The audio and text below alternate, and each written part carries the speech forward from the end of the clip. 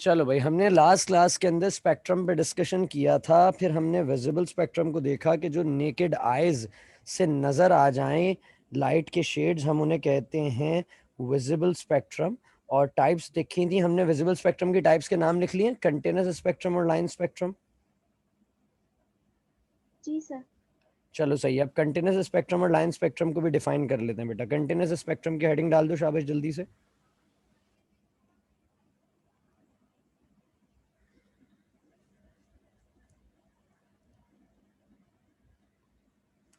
Continuous spectrum को लिख लेते हैं, फिर इस पूरे टॉपिक को एक साथ हम देखेंगे।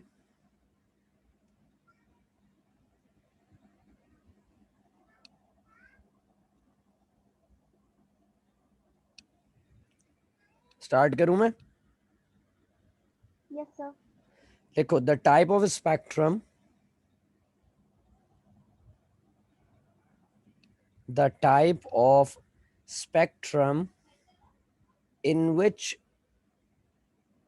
the color lines, the type of spectrum in which, क्या लिखवा रहे हैं?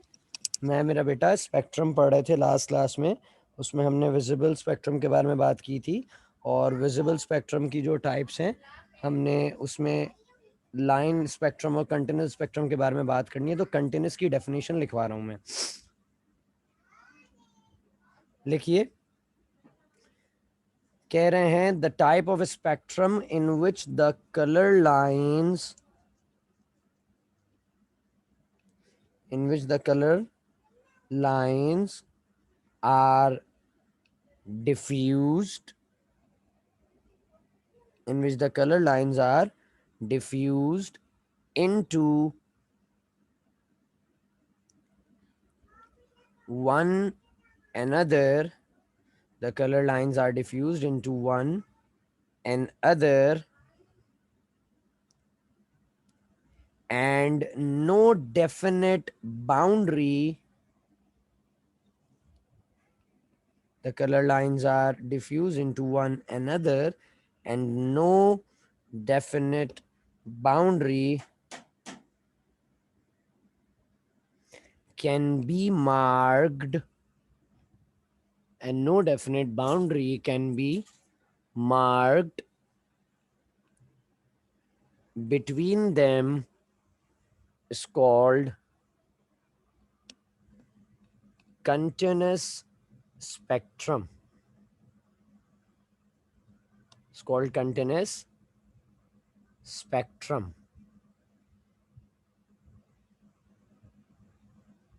लिख लिया है? Yes sir. सही है। Yes sir. अब लिखते हैं लाइन स्पेक्ट्रम। सर एक दफा रिपीट कर दो। रिपीट कर रहा हूं मैं, कह रहे हैं the type of spectrum in which the colour lines are diffuse into one another and no definite boundary can be marked between them is called the continuous spectrum.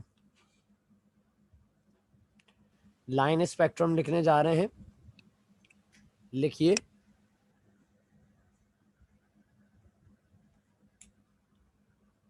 The type of spectrum in which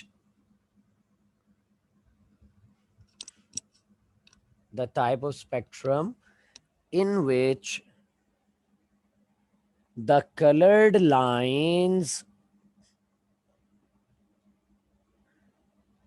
in which the colored lines are not diffused. अब उसमें क्या था?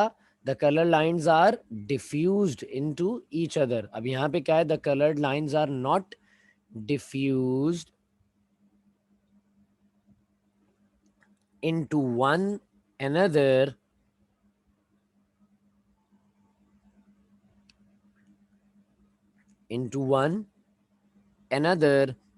and are separated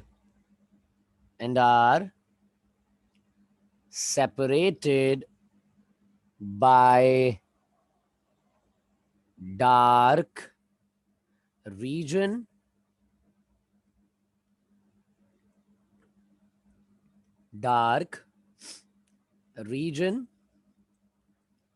in Sir, separated by dark region in such a way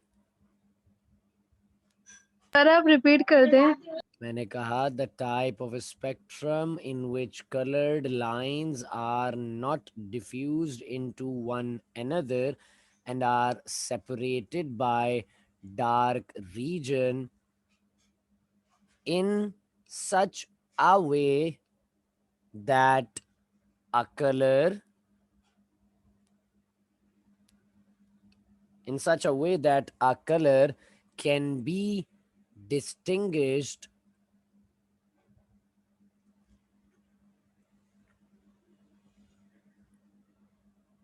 can be distinguished from the other color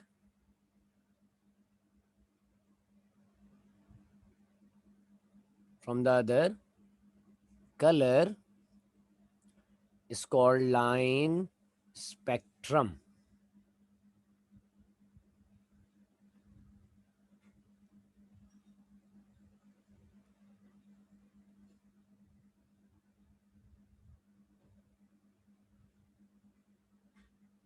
लिख लिया है? Can be distinguished From the other color.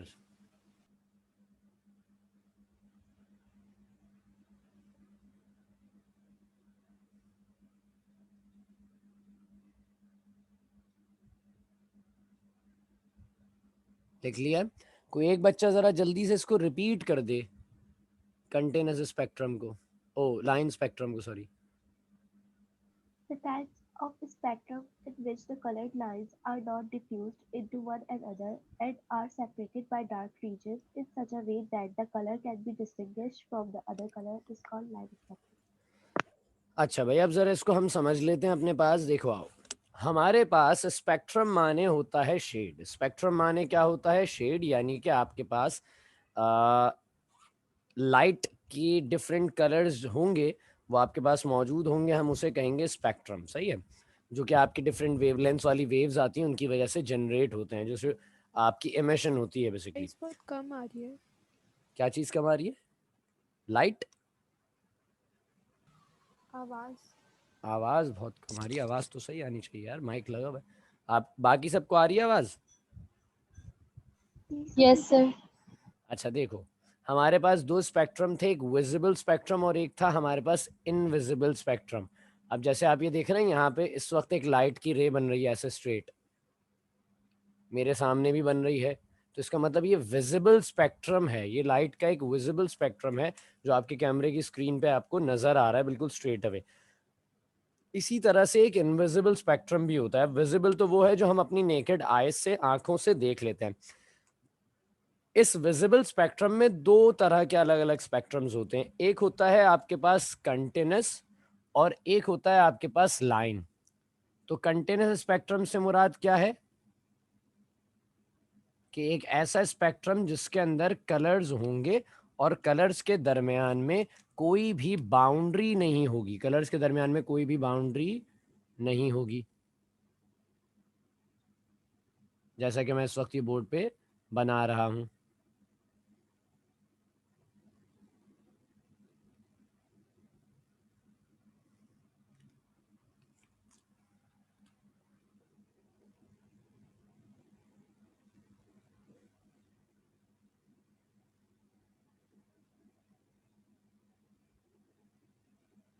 आप देख रहे हैं ये तीन कलर्स हैं, इसमें सबसे पहले रेड है, फिर ब्लू है, फिर ग्रीन है. क्या इनके दरमियान में कोई बाउंड्री है?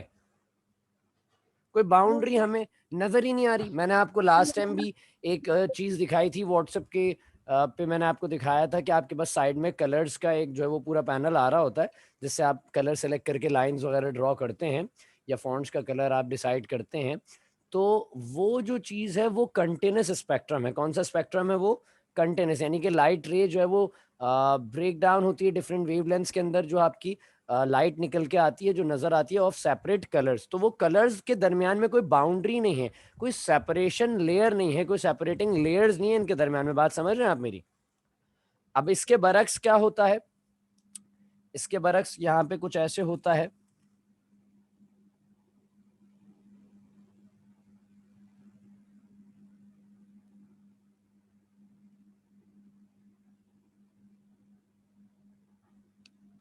इसके बिल्कुल बरक्स हमने देखा लाइन स्पेक्ट्रम के अंदर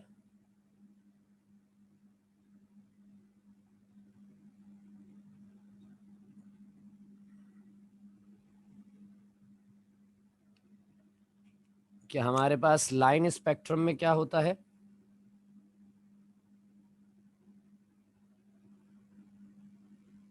डिफरेंट कलर्स की हमारे पास लाइट निकलती है जो डिफरेंट कलर्स जनरेट करती है, लेकिन वो हर कलर दूसरे कलर से सेपरेट हो रहा होता है by a dark region, by a dark region. एक बहुत डार्क रीजन की यानी कि ब्लैक रीजन की वजह से वो कलर्स एक दूसरे से खासे अंदाज में सेपरेट हो रहे होते हैं। तो वो जो सेपरेशन होती है, वो वाला स्पेक्ट्रम जिसमें हमारे पास सेपरेशन आ जाए, लाइट हमें नज़र आए एज अ सेपरेटेड फॉर्म में, यानी कि कलर्स नज़र आ रहे हों लेकिन अलग अलग उनके दरमियान में एक डार्क रीजन बना हुआ आ जाए, तो इस तरह के स्पेक्ट्रम को हम क्या नाम देते हैं अपने पास, लाइन स्पेक्ट्रम। क्या नाम देते हैं बेटा से हम, लाइन स्पेक्ट्रम। अब आप यहाँ पे देख रहे हैं जो मैं इस वक्त ड्रॉ कर रहा हूँ,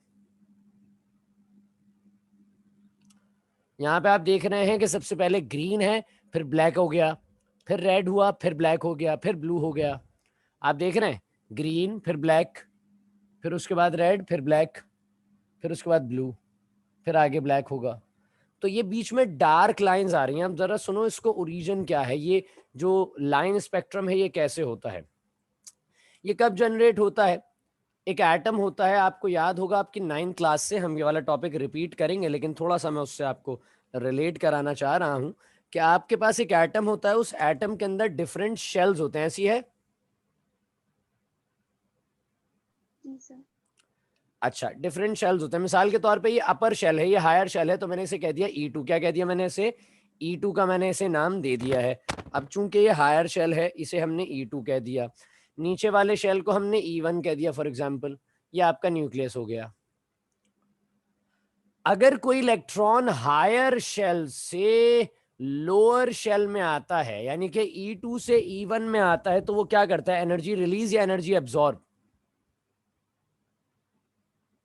क्या याद पड़ता है आपको कि वो एटम क्या करता है, एनर्जी रिलीज करता है या एनर्जी एब्जॉर्ब करता है, रिलीज जब करते हैं। रिलीज। Release. अब यहां से एनर्जी जो रिलीज होगी in a form of photon, a packet of energy की फॉर्म में, तो वो जनरेट करेगी कलर। क्या जनरेट करेगी मेरा बेटा, वो कलर।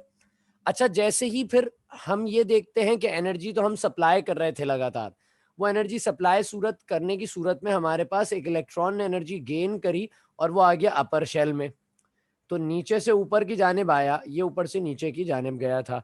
जब नीचे से ऊपर आता है तो वो क्या करता है, एनर्जी एब्जॉर्ब करेगा या गेन करेगा। जब ऊपर से नीचे आने वाला एनर्जी रिलीज करता है, तो नीचे से ऊपर आने वाला क्या करेगा, एब्जॉर्ब या गेन। Gain. गेन करेगा, अपने अंदर एब्जॉर्ब करेगा एनर्जी को। एनर्जी एब्जॉर्ब करेगा तो एक एनर्जी का अमाउंट आ रहा था, एक लाइट आ रही थी, वो जो लाइट आ रही थी, जो वेवलेंथ थी, उसने वो कुछ अमाउंट ऑफ एनर्जी एब्जॉर्ब कर ली, तभी वो ऊपर गया।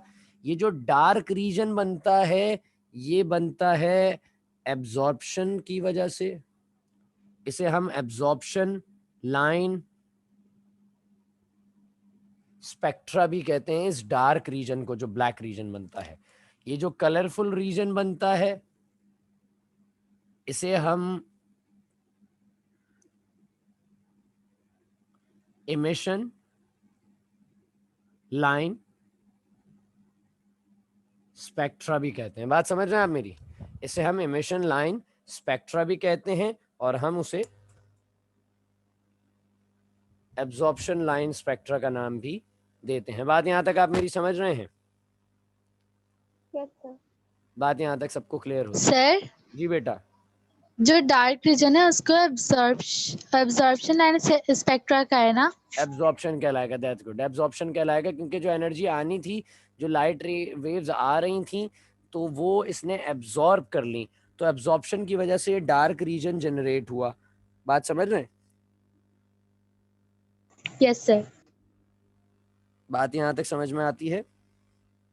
इसको आसान अल्फाज में ऐसे समझाया जाए कि अगर किसी लाइट को किसी डिस्चार्ज ट्यूब जिसके अंदर कोई गैस मौजूद हो उसमें से पास कराया जाए, तो हम देखेंगे प्रिज्म के अंदर जब लाइट पड़ेगी, प्रिज्म से लाइट फॉल होकर फोटोग्राफिक प्लेट पे पड़ेगी, तो उसका स्पेक्ट्रम शो होगा इसी तरह से लाइंस की सूरत में, क्योंकि वो उसमें डार्क स्पेसेस बनती इस वजह से हैं कि उस गैस के अंदर जो एटम्स थे, गैस के एटम्स जो थे उनमें जो इलेक्ट्रॉन्स थे, उन्होंने कहीं कहीं कहीं पे एनर्जी को एब्जॉर्ब कर लिया और कहीं कहीं पे एनर्जी को रिलीज कर दिया। बात समझ रहे हैं आप मेरी?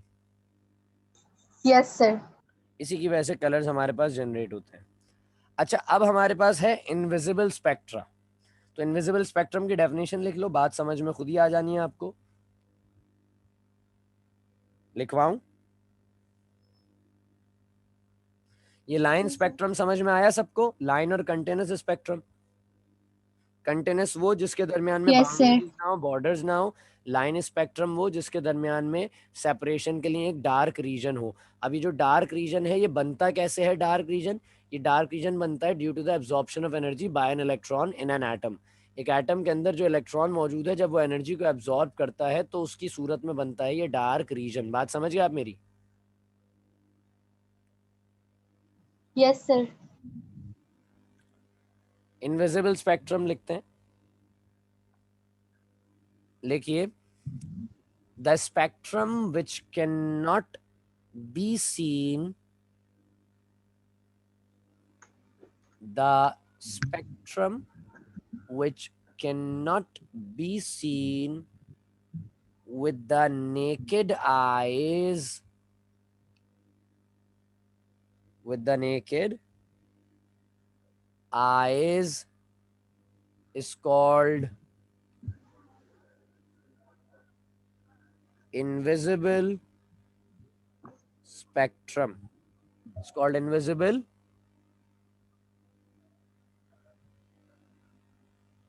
spectrum. लिख लिया? सर रिपीट कर दो। कहा मैंने, the spectrum which can not be seen with the naked eyes is called invisible spectrum.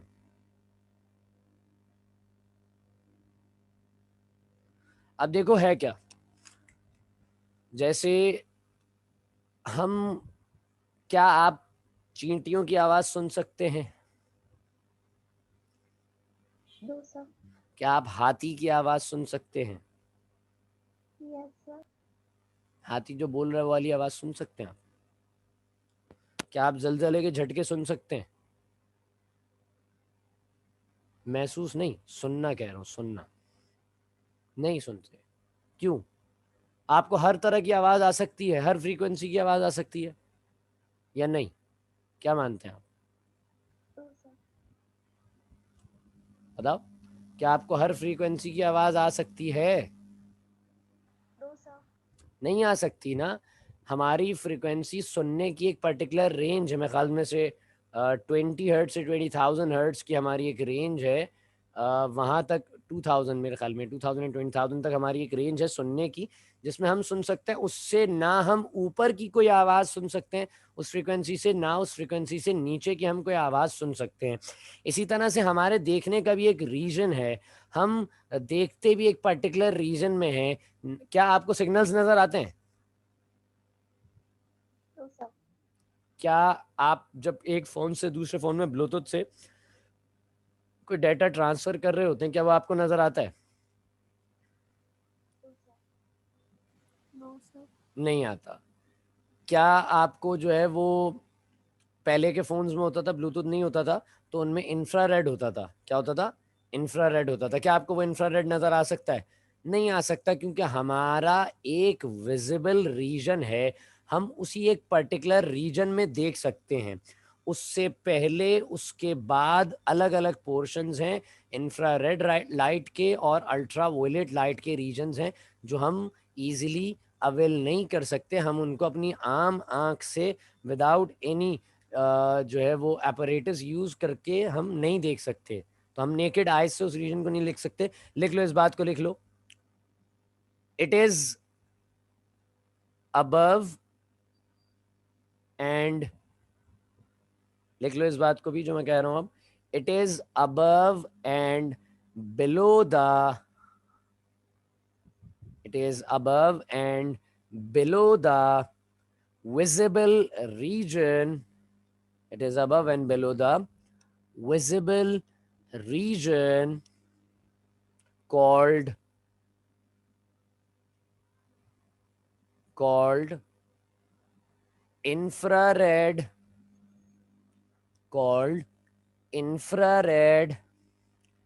and ultraviolet portion.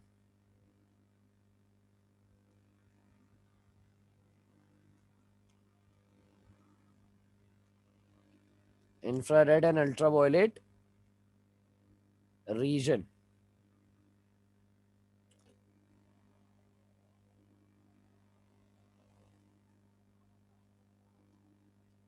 लिख लिए? Yes, sir.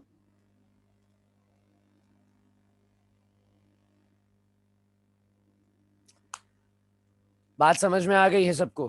कोई सवाल किसी का? तो फिर मैं अगले टॉपिक की जानिब चलूं।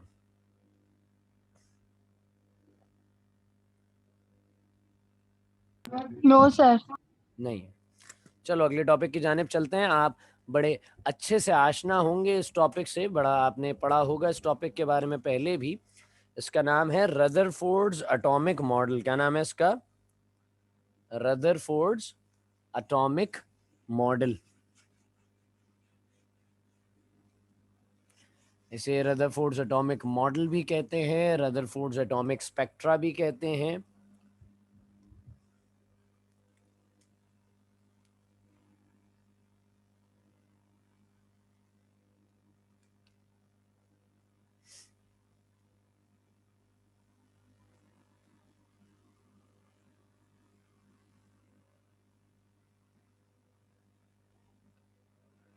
अभी जो रदरफोर्ड्स एटॉमिक मॉडल है, इसका पहले थोड़ा सा पस मंजर जान लेते हैं। इसका पहले थोड़ा सा पस मंजर जान लेते हैं कि भाई रदरफोर्ड ने ये किया क्यों था। रदरफोर्ड का ये जो मामला था रदरफोर्ड्स एटॉमिक मॉडल का, इसमें क्या वजूहत थी? देखो 1911 का साल था। 1911 के साल में लॉर्ड रदरफोर्ड एक साहब थे, उन्होंने एटम के स्ट्रक्चर को डिफाइन करने की कोशिश की। The word model is says that atom का स्ट्रक्चर डिफाइन किया जा रहा है, एटम का शेप डिफाइन किया जा रहा है। ऐसी है या गलत कह रहा हूं मैं? मॉडल्स होते हैं, मॉडल्स कौन से वाले? वो वाले मॉडल नहीं, दूसरे वाले मॉडल जो हम किसी भी मिसाल के तौर पे किसी कंस्ट्रक्शन साइट पे जाते हैं तो उनके ऑफिस के अंदर एक मॉडल रखा हुआ होता है, वो हमें बता रहे होते हैं कि सर जब ये चीज़ तैयार हो जाएगी तो इसका डिज़ाइन कुछ इस तरह से निकल कर आएगा। ऐसे मॉडल्स देखे हैं आप लोगों ने? Yes, sir. तो यहाँ पर उस तरह के मॉडल की बात हो रही है, वो वाले मॉडल की बात नहीं हो रही है जो आप समझ रहे थे। तो यहाँ पे बताया जा रहा है कि एटम के मॉडल को डिफाइन करना शुरू किया रदरफोर्ड साहब ने। बात समझ रहे हैं? अब यहाँ पे दो चीजें थी। सबसे पहले रदरफोर्ड साहब का जो प्रिंसिपल था वो क्या था? उन्होंने किस चीज को टारगेट करना था? जो उनका मेन मोटो था, उन्होंने करना क्या था?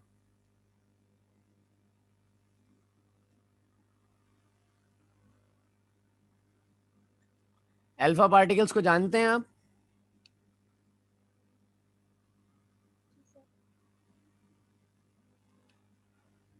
Scattering of alpha particles on the gold foil, यानी कि गोल्ड यानी कि सोने की एक फॉइल थी। फॉइल के लफ्ज का मतलब क्या होता है? Metallic sheet, बिल्कुल पतली thin layer. बहुत बहुत हल्की आवाज आ रही है मुझे, बहुत हल्की आवाज आ रही है। क्या वजूहत है इसकी? जरा सर कोई किसी और। मेटल की लेयर. क्या कहते हैं? पैटर्न क्या? सर किसी मेटल की बिल्कुल थिन लेयर हो. हाँ, किसी भी मेटल की जब हम किसी थिन लेयर की बात करते हैं तो उसे लफ्ज से इस्तेमाल किया जाता है उसके लिए फॉइल। क्या लफ्ज इस्तेमाल किया जाता है? फॉइल का लफ्ज उसके अंदर इस्तेमाल किया जाता है। और हम वहाँ उस फॉइल के बारे में कह रहे होते हैं कि ये एल्यूमिनियम का फॉइल है, गोल्ड का फॉइल है, सिल्वर का फॉइल है। बात समझ में आती है? अब यहाँ पे क्या था, हमें देखना पड़ेगा कि टारगेट क्या था। हमारे पास गोल्ड फॉइल इज द, ये मैं आपको बिल्कुल बुनियादी अंदाज में आपको पूरी कहानी समझा रहा हूं कि होगा क्या। गोल्ड फॉइल को हमने क्या करना है? टारगेट करना है। And alpha particles as projectile. अब हमने करना क्या है, अल्फा पार्टिकल्स की बम्बार्डमेंट करानी है गोल्ड फॉइल पे. अल्फा पार्टिकल्स की करानी है बम्बार्डमेंट करानी है गोल्ड फॉइल पे. एक बीम पास कराएंगे अल्फा पार्टिकल्स का, किस पर, गोल्ड फॉइल पे. सवाल यह है कि सर गोल्ड ही क्यों यूज किया? क्या हम एल्यूमिनियम यूज नहीं कर सकते थे? क्या हम सिल्वर यूज नहीं कर सकते थे? ये दो कॉमन एलिमेंट्स हैं जिनके हम फॉइल्स पढ़ते हैं, तो हम क्या इनको यूज नहीं कर सकते थे? नहीं, गोल्ड को इसलिए इस्तेमाल करा बेटा क्योंकि गोल्ड 50 टाइम्स हैवी है अल्फा पार्टिकल से. बात समझ रहे हैं? और गोल्ड एक ऐसी चीज है जो कि इंतहाई थिन लेयर में कन्वर्ट किया जा सकता है. एल्यूमिनियम की इतनी थिन लेयर्स बनाना बहुत इम्पॉसिबल सी बात हो जाती है. सिल्वर की बनाना बहुत इम्पॉसिबल सी बात हो जाती है. गोल्ड बारीक से बारीक तरीन लेयर के अंदर कन्वर्ट किया जा सकता है. और अल्फा पार्टिकल से गोल्ड का जो एटम है वो अल्फा पार्टिकल से 50 टाइम्स हैवियर है. अल्फा पार्टिकल का अपना मास क्या होता है बताइए?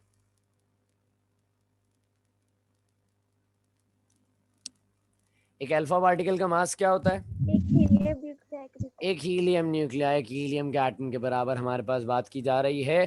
तो गोल्ड उससे 50 टाइम्स हैवियर है, गोल्ड से 50 टाइम्स हैवियर कंसिडर करते हैं, इसीलिए हमने अल्फा पार्टिकल्स को इस्तेमाल करा गोल्ड के साथ.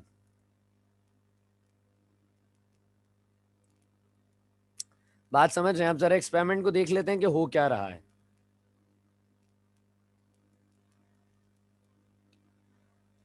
तीन कहानियां हुई हमारे पास. हमने क्या किया, हमने एक गोल्ड फॉइल ली. ये गोल्ड फॉइल नहीं है, ये क्या है? तो बताएगा ये क्या है? गोल्ड फॉइल नहीं है ये क्या है बेटा? सर जिसके अंदर वो प्लेस करेंगे हम गोल्ड पर. नहीं भाई, ये वो भी नहीं है. ये गोल्ड फॉइल में मौजूद गोल्ड का एक एटम है. गोल्ड फॉइल में मौजूद गोल्ड का एक एटम है. बात समझ रहे हैं आप मेरी?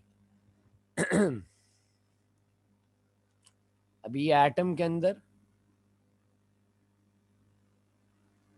उसका सेंट्रल पार्ट न्यूक्लियस है. मुझे बताओ, अल्फा पार्टिकल बड़ा होता है या एटम बड़ा होता है? कौन बड़ा होता है?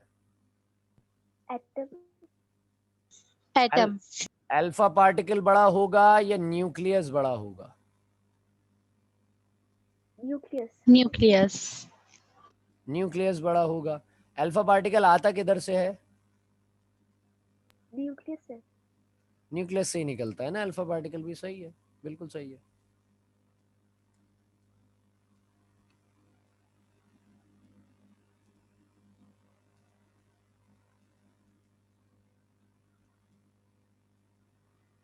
अच्छा भाई, देखो अब कहानी में क्या हुआ. कहानी कुछ इस तरह से हो गई. ये सारी लाइंस क्या हैं? These are basically the alpha particle. These are basically the alpha particle. का चार्ज क्या होता है? पॉजिटिव. पॉजिटिव चार्ज पार्टिकल्स होते हैं ये अल्फा पार्टिकल्स. ये सारे अल्फा पार्टिकल्स हैं.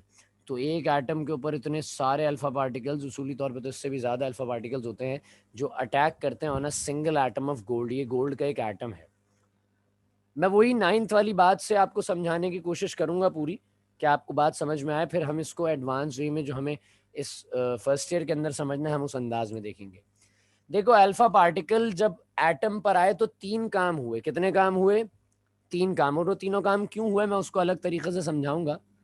तीन काम क्या हुए? पहला काम ये हुआ कि अल्फा पार्टिकल्स बहुत सारे जो थे वो एटम में से पास हो गए. बहुत सारे अल्फा पार्टिकल्स एटम में से स्ट्रेट अवे पास हो गए. देख रहे हैं आप? ऐसा ही है, बहुत सारे अल्फा पार्टिकल्स पास हो गए. जी सर. फिर उसके बाद देखने में ये आया कि कुछ अल्फा पार्टिकल्स जो थे उन्होंने बहुत लार्ज एंगल्स बना दिए. उन्होंने बहुत लार्ज एंगल्स बना दिए. मैं इसको ज़रा डिफरेंट कलर यूज़ करूं ताकि तुम लोगों को इसको समझने में ज़रा आसानी रहेगी.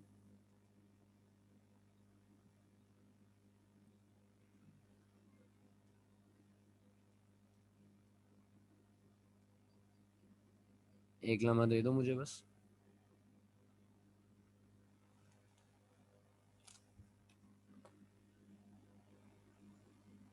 बहुत सारे अल्फा पार्टिकल्स स्ट्रेट अवे पास हो गए विदाउट एनी डिफ्लेक्शन, और फिर उसके बाद कुछ अल्फा पार्टिकल्स थे जिन्होंने लार्ज एंगल्स पर डिफ्लेक्शन कर ली। ये दूसरी ऑब्जर्वेशन थी, दूसरी। अभी तीसरी क्या थी कि कुछ अल्फा पार्टिकल्स आए स्ट्रेट अवे और अलोंग देयर पाथ बैक हो गए, along there path, along there path वापस, यानी कि बाउंस बैक हो गए। क्या हो गए? बाउंस बैक हो गए। कितनी ऑब्जर्वेशंस हैं? 3. 3 ऑब्जर्वेशंस। पहली observation, most of the alpha particles pass through the foil undeflected without changing there path. Undeflected मतलब विदाउट चेंजिंग देयर पाथ, यानी कि उन्होंने अपना रास्ता नहीं बदला, वो स्ट्रेट अवे जो है वो आगे ट्रैवल करके। बात समझ रहे हैं आप मेरी? Yes, sir. Yes, sir. फिर कहा जा रहा है some of them deflected at large angles. आपने देखा कुछ, यानी कि सबसे ज्यादा तादाद उन पार्टिकल्स की थी, उन अल्फा पार्टिकल्स की जो स्ट्रेट अवे पास कर गए। फिर जो तादाद दूसरे नंबर पे आती है वो उन पार्टिकल्स की थी जिन्होंने बहुत लार्ज एंगल्स जनरेट कर लिए, जिन्होंने बहुत लार्ज एंगल्स जनरेट कर लिए। फिर उसके बाद तीसरी तादाद किसकी है? जो बाउंस बैक हो गए। जो बाउंस्ड बैक हो गए। क्या हो गए? बाउंस्ड बैक हो गए आपके पास, यानी कि बैक डायरेक्शन में निकल कर आ गए। अभी जो 3 ऑब्जर्वेशंस थी, इन 3 ऑब्जर्वेशंस को जरा समझते हैं।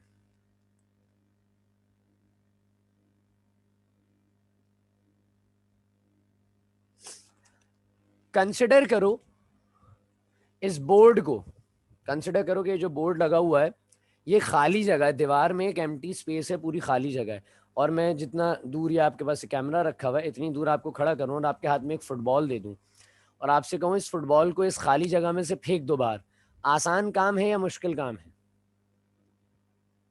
बहुत आसान है सर। बहुत आसान है सर, बहुत सारी खाली जगह है। ऐसी है, बहुत सारी खाली जगह आसानी से फेंक देंगे। पहली मिसाल है, मैं इन पे प्लॉट करूंगा लेकिन अभी पहली मिसाल है। दूसरी मिसाल है, क्रिकेट आप लोगों ने खेला है कभी? जी सर। क्रिकेट खेला है। मुझे बताओ, बैट का साइज बड़ा होता है या बॉल का साइज बड़ा होता है? बैट का. बैट का साइज बड़ा होता है। बैट का.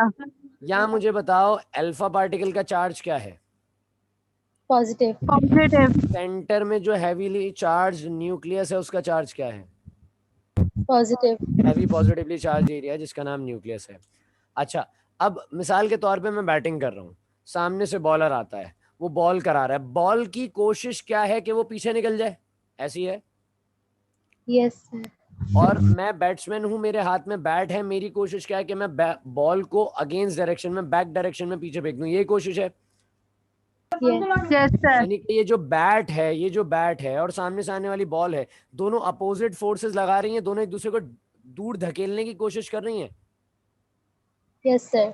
रिपल्सिव फोर्सेस की कोशिश कर रही हैं, अगेंस्ट फोर्सेस हैं दोनों की, अगेंस्ट फोर्सेस है ना, यानी कि दूर धकेलना है।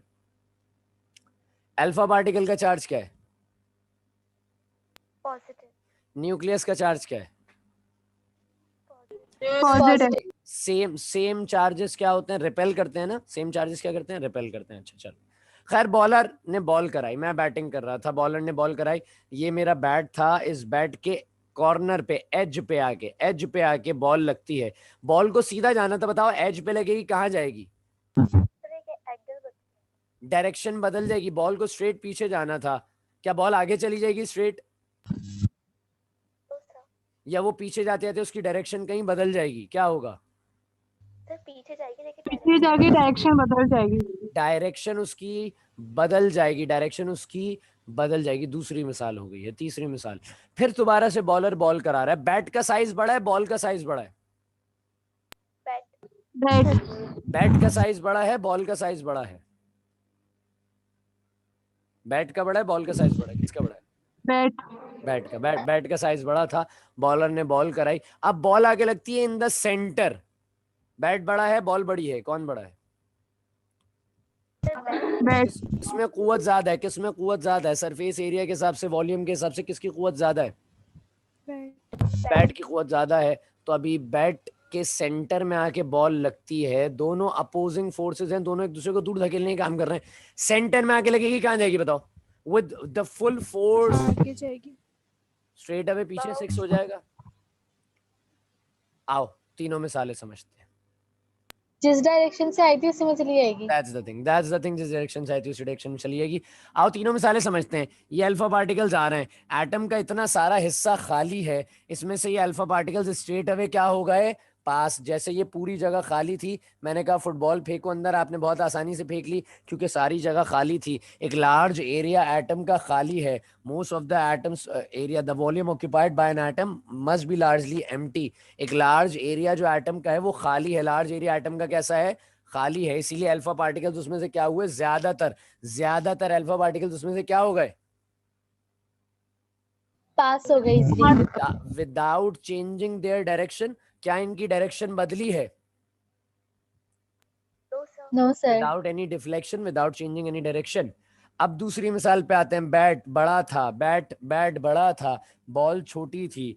बैट और बॉल एक दूसरे को दूर करना चाहते थे, इसका चार्ज पॉजिटिव, उसका चार्ज क्या है, पॉजिटिव। सेम चार्जेस क्या करते हैं, रिपेल करते हैं, सेम चार्जेस क्या करते हैं, रिपेल।